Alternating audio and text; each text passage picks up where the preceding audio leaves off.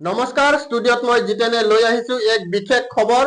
Barpeta road মানা সংযোগী পথৰ কাটাজাৰত 5 ছাত্ৰ সংগঠনৰ পথ অৱৰোধ কাৰ্যসূচী। বৰপেটা ৰোড মানা সংযোগী পথছোৱা দীৰ্ঘদিনৰে পৰাই মেৰামতিৰ অভাৱত জহি খহি যোৱাৰ ফলত পথচাৰীসকলে জমৰ যাতনা ভুগিবলগীয়া হৈছে। চাওক অৰুণোদয় অসমৰ এই প্ৰতিবেদন। বৰপেটা ৰোড মানা সংযোগী পথছোৱা দীৰ্ঘদিনৰে পৰাই মেৰামতিৰ অভাৱত জহি খহি যোৱাৰ ফলত পথচাৰীসকলে জমৰ যাতনা ভুগিবলগীয়া হৈছে। বিশ্বখ্যাত মানাহ ৰাষ্ট্ৰীয় উদ্যানলৈ বৰপেটা ৰোডৰ পৰা যাবলগীয়া একমাত্ৰ পথছোৱাটি খলাবমা হোৱা হেতুকে উদ্যানখনলৈ যোৱা পৰ্যটকৰ লগতে পথচাৰীসকলে যাতায়াতৰ ক্ষেত্ৰত জমৰ যাতনাত ভুগি আহিছে। মানাহ ৰাষ্ট্ৰীয় উদ্যানলৈ যোৱা পথছোৱাটি নিৰ্মাণৰ দাবীত কেইবাটাও ছাত্ৰ সংগঠনে যৌথভাৱে আজি কাটাঝাৰত পথ অৱৰোধ কৰি উত্তাল প্ৰতিবাদ সাব্যস্ত কৰে। আশা আক্ৰাছু আমছু আৰু ABMছৰ সদস্যসকলে প্ৰতিবাদী কাৰ্যসূচীত অংশ লৈ মানাহ সংযোগী পথছোৱাৰে দিনে নিশাই চলি থকা অভাৰলোডিং ডাম্পাৰ ট্ৰেক্টৰৰ দৌৰাত্মত জহি খহি গৈছে। বছৰৰ পাছত বছৰ ধৰি পথছোৱাটি মেৰামতি নকৰাৰ ফলত ডাম্পাৰ ট্ৰেক্টৰৰ অবাধ দৌৰাত্মত বহু পথ দুৰ্ঘটনা সংঘটিত হৈ স্কুলীয়া ছাত্ৰ ছাত্ৰীৰ লগতে শিশু আবাল বৃদ্ধ বনিতাই প্ৰাণ হেৰুৱাবলগীয়া হৈছে। বিগত দুদিনমান পূৰ্বে দম্পতীয়ে নিজৰ 1.5 বছৰীয়া ফুলকুমলীয়া শিশুক লৈ কাটাঝাৰৰ বংশীবাৰীলৈ গৈ থকা অৱস্থাত ডাম্পাৰৰ খুন্দাত দেৱ শিশুটিয়ে প্ৰাণ হেৰুৱাৰ লগতে শিশুটিৰ পিতৃ মাতৃয়ে গুৰুতৰভাৱে আহত হৈ চিকিৎসাধীন হ'বলগীয়া হৈছে। সেয়ে ছাত্ৰ সংগঠন কেইটাৰ সদস্যসকলে বৰপেটা ৰোড মানা সংযোগী পথছোৱাটি মেৰামতি কৰাৰ দাবী লগতে ডাম্পাৰৰ খুন্দাত মৃত্যু হোৱা শিশু নেহা সিংহৰ পৰিয়ালক 10 লাখ টকা ক্ষতিপূৰণ প্ৰদান কৰা ডাম্পাৰসমূহ স্কুলীয়া ছাত্ৰ ছাত্ৰীৰ বাবে পুৱা 7 বজাৰ পৰা সন্ধিয়া 8 বজালৈকে চলাচল বন্ধ ৰাখিবলৈ চৰকাৰৰ ওচৰত দাবী জনাইছে। ছাত্ৰ সংগঠন কেইটাৰ এই দাবীসমূহ যদি পূৰণ নকৰে তেন্তে অনাগত দিনত ভয়াৱহ গণতান্ত্ৰিক আন্দোলন গঢ়ি তোলাৰ সংকাৰ প্ৰদান কৰে। ছাত্ৰ সংগঠন কেইটাৰ পথ অৱৰোধ কাৰ্যসূচীৰ ফলত বৰপেটা ৰোড মানা সংযোগী পথেৰে গাড়ী চলাচল সম্পূৰ্ণৰূপে বন্ধ হৈ পৰে। বৰপেটা ৰোডৰ পৰা পুৰণ দেউৰীৰ ৰিপৰ্ট, অৰুণোদয় আছাম।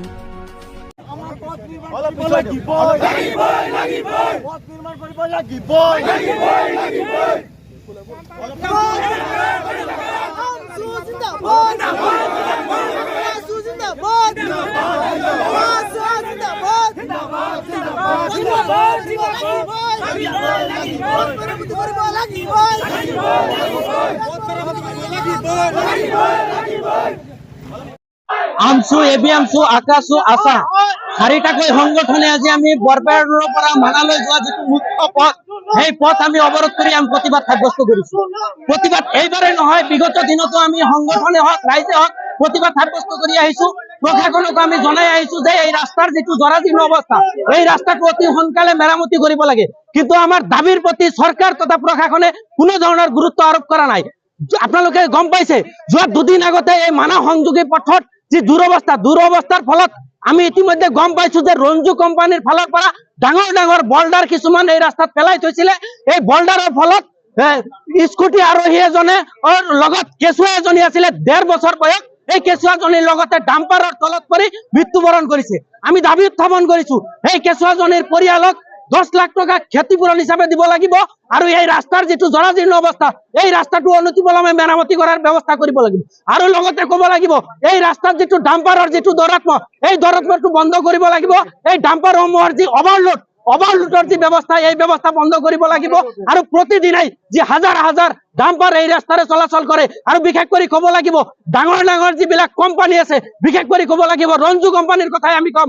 ৰঞ্জু কোম্পানীৰ ডাম্পাৰে দিনাই নিশাই অভাৰলোড লৈ তেওঁলোকে শিল বালি কৰি আনিছে। তেওঁলোকক নাকি লগোৱাৰ কাৰণে বন বিভাগ তথা প্ৰশাসনে কোনো ধৰণৰ ব্যৱস্থা গ্ৰহণ কৰা নাই। আমি দাবী উত্থাপন কৰিছো স্কুল চলি থকা সময়ত অৰ্থাৎ ৰাতিপুৱা 7 বজাৰ পৰা সন্ধিয়া 8 বজালৈ ডাম্পাৰ চলাচল সম্পূৰ্ণৰূপে বন্ধ কৰিব লাগিব আৰু ৰাতিৰ ভাগত তেওঁলোকে চলাক, কিন্তু নিয়ন্ত্ৰণ ভাৱে তেওঁলোকে চলাব লাগিব। আৰু এটা কথা ক'ব লাগিব এই ৰাস্তাৰে যিহেতু দেশী বিদেশী পৰ্যটক সদায় অহা যোৱা কৰে, কিন্তু আমি দেখা পাইছো আমাৰ মানাহ ৰাষ্ট্ৰীয় উদ্যানত বছৰত তেওঁলোকে লাখ লাখ কোটি কোটি টকা তেওঁলোকে ৰেভিনিউ সংগ্ৰহ কৰে, কিন্তু ৰাইজৰ যি যাতায়াতৰ ব্যৱস্থা পৰ্যটকসকলৰ যি যাতায়াতৰ ব্যৱস্থা এই ব্যৱস্থা তেওঁলোকে সুচল কৰি দিয়াৰ কাৰণে কোনো ধৰণৰ ব্যৱস্থা নহয়।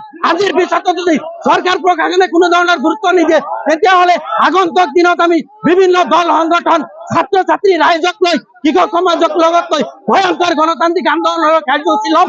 যদি কিবা অপ্ৰীতিকৰ পৰিস্থিতিৰ সৃষ্টি হয় তেতিয়াহ'লে অসম চৰকাৰ তথা জিলা প্ৰশাসন সম্পূৰ্ণভাৱে দায়ী হ'ব লাগিব। আমি দেখা পাইছো আপোনালোকে ইতিমধ্যে গম পাইছে আমাৰ পথ অৱৰোধ কাৰ্যসূচী আছিলে, কিন্তু আমি পথ অৱৰোধ কাৰ্যসূচী কৰিবলৈ যোৱাতে প্ৰশাসনে আমাক বাধা আৰোপ কৰিছে, আমাক পথ অৱৰোধ কাৰ্যসূচী কৰিব দিয়া নাই। অৱশেষত আমি ৰাস্তাৰ কাষত আমি বহি পৰিছো, আমি ধিক্কাৰ জনাইছো। আমি যেতিয়া গণতান্ত্ৰিক প্ৰতিবাদ কৰিবলৈ আহো তেতিয়া কিন্তু আমাক প্ৰতিবাদৰ যিটো গণতান্ত্ৰিক প্ৰতিবাদ আমাক কৰিবলৈ দিয়া নহয়। প্ৰশাসনৰ পৰা বিভিন্ন ধৰণৰ বাধাৰ সন্মুখীন আমি হ'বলগীয়া হয়। আমি ধিক্কাৰ জনাইছো। আগন্তুক দিনতো যদি প্ৰশাসনে এনেকুৱা ধৰণৰ বাধাৰ সন্মুখীন হয় তথাপিও কিন্তু আমাৰ কণ্ঠ আমাৰ ৰোধ কৰিব নোৱাৰে। আমি প্ৰতিবাদ অব্যাহত ৰাখিমেই।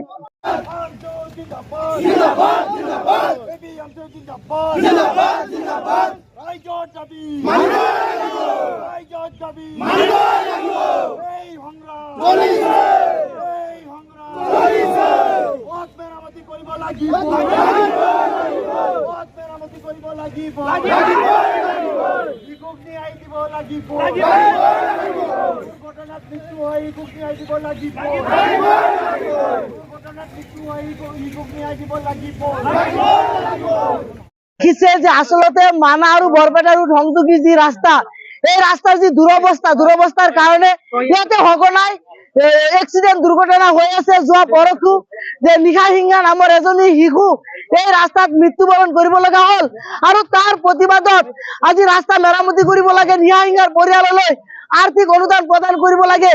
তাৰ প্ৰতিবাদত আজি এবিএমছু, আমছু, আক্ৰাছু, আছা চাৰিটাকৈ দল সংগঠনে আমি ৰাস্তা পথ অৱৰোধ কাৰ্যসূচী ল'বলৈ আমি বিচাৰিছিলো, কিন্তু আৰু এই ক্ষেত্ৰত প্ৰশাসনে দেখিলো যে বাধা প্ৰদান কৰিছে। তাৰমানে আচলতে প্ৰশাসন তথা চৰকাৰে ভাবিছে যে আচলতে দল সংগঠন ৰাইজে যাতে আমাৰ কাৰণে কোনো প্ৰতিবাদ নকৰে, আমাৰ বিৰুদ্ধে প্ৰতিবাদ কৰিছে আমাৰ যি অধিকাৰ আমি যাতে ল'ব নোৱাৰো, আৰু এই কাৰণে আমাক বাধা প্ৰদান কৰিছে। কিন্তু তেওঁলোকে প্ৰশাসন তথা চৰকাৰে যিমান বাধা প্ৰদান নকৰক কিয় আমি এবিএমছু, আমছু, আক্ৰাছু, আছা ৰাইজে আমি কিন্তু ইয়াৰ বিৰুদ্ধে প্ৰতিবাদ কৰিয়ে যাম। আমি আজি যি দাবী উত্থাপন কৰিছো এই দাবী যদি মানি নলয় আমি অনাগত দিনত আমি জংগী আন্দোলন কৰাৰ কাৰণে কিন্তু বাধ্য হম। বন বিভাগ আৰু যি প্ৰশাসন ইহঁত আচলতে সম্পূৰ্ণৰূপে যি বিভাগীয় যিসকলে মাফিয়া তেওঁলোকৰ লগত জড়িত হৈ আছে, আৰু জড়িত হৈ থকাৰ কাৰণে আচলতে আমাৰ যি ৰাইজৰ কণ্ঠ, দল সংগঠনৰ যি কণ্ঠ, এই কণ্ঠ তেওঁলোকে মুকলিভাৱে মিডিয়াৰ মাজত আচলতে প্ৰকাশ কৰা যাতে কৰিব নোৱাৰি, এই কাৰণে এনেকুৱা ধৰণৰ বাধা প্ৰদান কৰাৰ কাৰণে তেওঁলোকে আজি এই এনেকুৱা ব্যৱস্থাৰ কাৰণে আজি এই ৰাস্তাৰ দুৰৱস্থা হৈছে। এনেকুৱা ধৰণে অবৈধ কাৰ্যকলাপ চলি আছে, কাৰণ আমি ৰাইজে আজি মাত মাতিব নোৱাৰা অৱস্থা হৈছে। আজি আমি দেখিবলৈ পাইছো যে আজি বৰপেটা আৰু মানাহ সংযোগী পথটোৰ যোনটো নেকি দুৰৱস্থা, এইটো একমাত্ৰ ডাম্পাৰ আৰু অভাৰলোডিঙৰ ফলত এনেকুৱা ৰাস্তাৰ খহনীয়া পৰিৱেশ হৈছে। গতিকে এই ক্ষেত্ৰত বাৰম্বাৰ এটা দুৰ্ঘটনা সংঘটিত হৈ আহিছে, আৰু এই দুৰ্ঘটনাৰ আমি সমাধান বিচাৰি যেতিয়া প্ৰতিবাদ কৰো তেতিয়া কিন্তু আমাক পুলিচ প্ৰশাসনে বাধা দিয়ে। গতিকে আমি চৰকাৰক দাবী উত্থাপন কৰিছো। আজি আমি মেমৰেণ্ডাম এটা মুখ্যমন্ত্ৰীলৈকে বাৰ্তা প্ৰেৰণ কৰিম যে অতি শীঘ্ৰে যিসকল ভুক্তভোগী পৰিয়ালে নিজৰ পৰিয়ালৰ এজন সদস্য হেৰুৱালে তেওঁক 10 লাখ টকা ক্ষতিপূৰণ দিব লাগে, আৰু ডাম্পাৰৰ অভাৰলোডিং তথা ডাম্পাৰৰ দিনৰ ভাগত চলাচল অতি শীঘ্ৰে বন্ধ কৰাৰ কাৰণে আমি দাবী উত্থাপন কৰিছো। আৰু এই দাবী যদি আমাৰ পূৰণ নহয় তেতিয়াহ'লে আগন্তুক দিনত ভয়াৱহ আন্দোলন গঢ়ি তোলাৰ কাৰণে আমি বাধ্য হম।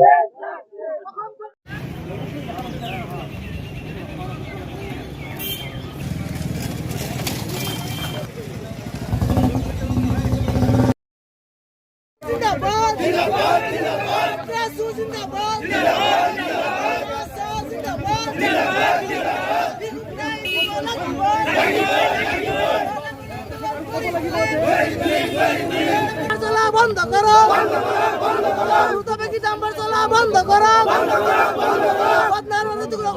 আন্দোলন করে তুলি। এবিএমছু জিন্দাবাদ।